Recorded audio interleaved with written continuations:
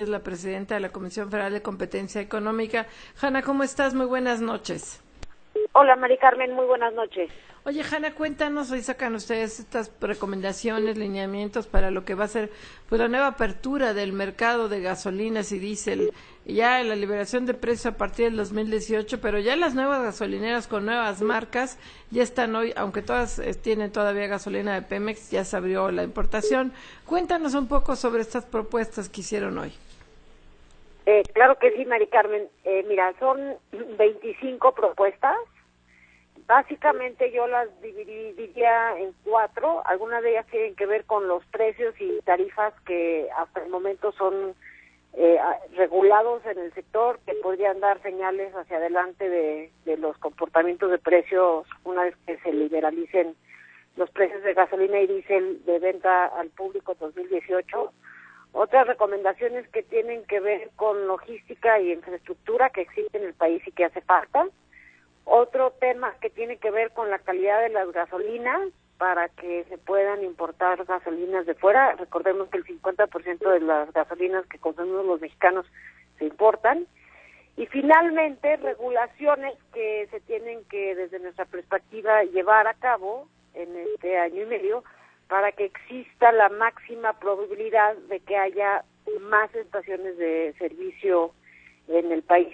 Digamos, aunque hay 11,000 y tantas estaciones de servicio por número de habitantes, estamos por abajo de muchos países y estándares internacionales.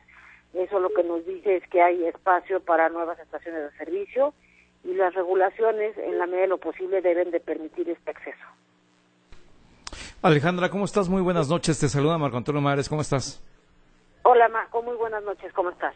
Bien, Alejandra, en cuanto al precio de la gasolina, ¿cuáles son las recomendaciones que hace la Comisión Federal de Competencia Económica? Porque hay un esquema que actualmente está en vigor. ¿Qué tan procompetitivo es este esquema o si se tiene que cambiar? Mira, el esquema de precios actual es que existe un precio máximo que determina mensualmente la Secretaría de Hacienda en base a varios componentes, en base a una fórmula en donde se toma en cuenta el precio de la gasolina en la costa de Estados Unidos. Hay un margen de comercialización que tiene que ver con temas de flete, transporte y tal, porque una vez que importas la gasolina, pues la tienes que llevar a las estaciones de servicios. Hay un componente que es IEPS. Básicamente son los 3 grandes componentes del precio máximo.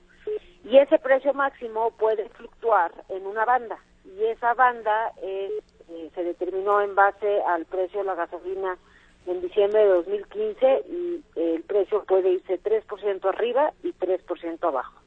Lo que nosotros estamos recomendando son 2 cosas. Uno es que para el próximo año que se vuelve a discutir este tema en la Cámara de Diputados es que esta banda de precios se amplíe, es decir, que exista la posibilidad de que el precio pueda estar por abajo de este 3% o por arriba de este 3%, y también que no solamente haya un precio máximo, sino varios precios máximos dependiendo las regiones del país. No es lo mismo llevar gasolina a la frontera que llevar gasolina al sur del país, y deberíamos ya como mexicanos acostumbrarnos a que pudiera haber precios diferenciados en distintas zonas del país, y bueno, qué mejor que irnos acostumbrando con estos precios máximos diferenciados. Sí, desde luego, Alejandra. Te saluda José Yuste. ¿Cómo estás? ¿Cómo te va? Buenas noches. Hola, Pepe. Muy buenas noches. Oye, Alejandra, sobre los incentivos que habría realmente para los gasolineros, estaciones de servicio, para toda la cadena de hacer esto. Cuéntanos un poco los incentivos, que hoy en día lo que creo que está fallando es un poco los incentivos y que ustedes dan recomendaciones interesantes. Pues mira, para que haya competencia, Pepe, en los mercados, en cualquier mercado, ya sea el mercado de las gasolinas y el diésel o cualquier otro mercado en la economía, uno se tiene que fijar en 3 cosas. Una de ellas es la estructura del sector, es decir, quiénes están, si hay concentración, si estos que están tienen presión a competir entre ellos.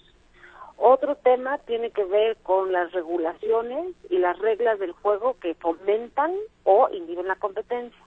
Y en tercer lugar, los comportamientos de algunos agentes, porque como sabemos, en ocasiones en algunos mercados hay prácticas anticompetitivas. Es la suma de estas 3 cosas lo que hace que en los mercados haya competencia. Y justamente lo que hace este documento es analizar a través de toda la cadena de valor de gasolina y diésel, porque de hecho este es un mercado logístico. La gasolina sale de una refinería o se importa, se interna al país, y de ahí hay toda una serie de actividades logísticas hasta que el producto llega a la bomba. Y entonces analizamos en toda esta cadena qué temas regulatorios, o qué temas de estructura de mercado, o qué temas de comportamiento de las empresas fomentan o inhiben la competencia, y de ahí estas recomendaciones. Y como decíamos, los precios pueden mandar señales hacia adelante de que hay que invertir en el sector. Las regulaciones pueden inhibir que, por ejemplo, haya estaciones de servicio que se quieran o puedan instalarse en distintas regiones del país. También, por ejemplo, hay regulaciones ahorita que están todavía en indefinición, que una vez que las conozcamos, y esas regulaciones las tiene que dar a conocer sobre todo la CRE y la CENER, dará luz al mercado, a los inversionistas, del tipo de inversiones y las cantidades de inversiones que tienen que hacer para entrar al mercado, y así 25 distintas recomendaciones. Oye, Hanna, me llama la atención esta de precios regionales máximos de venta al público de aquí al 31 de diciembre del 2017, mientras se da la apertura total del mercado. ¿No se generaría aquí un gran desorden? Por ejemplo, si hay un precio máximo en el Estado de México y uno aquí en la Ciudad de México, que están en zonas tan colindantes, o sea, donde casi no hay frontera entre un estado y otro, ¿a qué te refieres o a qué se refieren con diferencias en precios regionales? Mira, la estructura industrial previa a la reforma energética implicó de facto una serie de subsidios cruzados entre distintas regiones del país. Y regiones, yo creo que nos referimos a temas más amplios que la diferencia entre el mercado de la Ciudad de México y el del Estado de México. Pero, por darte un ejemplo, si en Tijuana se vende la gasolina más barata que en la Ciudad de México, yo vivo en la Ciudad de México y no voy a ir a cargar el tanque a Tijuana, pero sí es más barato, si la gasolina se importa, importarla a Tijuana que a la Ciudad de México.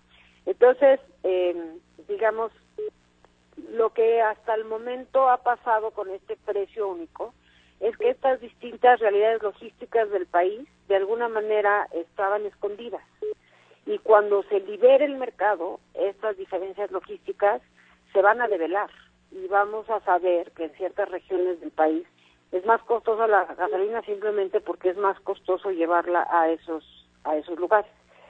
Y por eso recomendamos este esquema de precios máximos regionales para favorecer dos cosas. Una es que se cree infraestructura y se mejore la logística para llevar gasolina a esos lugares en donde sería más caro que llevar la gasolina, y por el otro lado habituar a los consumidores a estas diferencias de precios.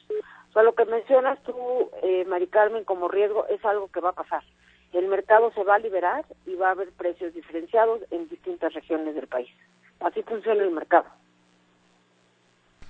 Alejandra, en cuanto al tema de la infraestructura, todo el mundo sabemos que en México durante muchos años imperó el monopolio en el sector energético. ¿Cómo avanzar para que los nuevos operadores en el mercado tengan un esquema pro competencia? Mira, yo creo que son varias cosas, Pepe.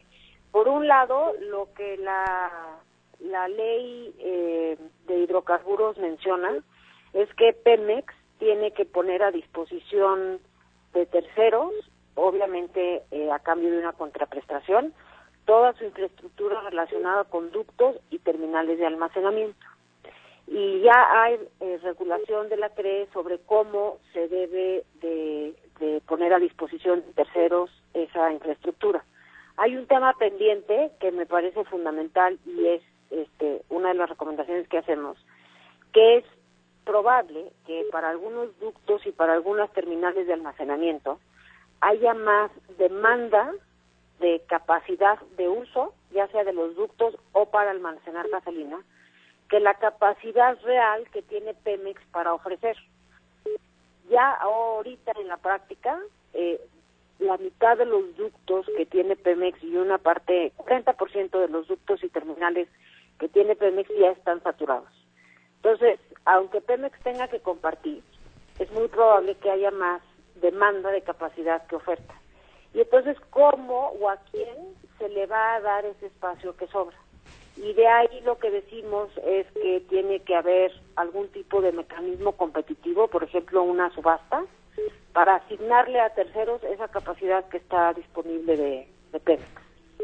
Luego también los costos de logística que ahorita estarían pagando terceros están conformados con base en información antigua de Pemex. Y ya hay información reciente de estos costos de logística, y entonces habría que actualizar las formas. Eso es. Luego también este costo de logística está calculado en base a un costo promedio, cuando sabemos que hay diferencias regionales.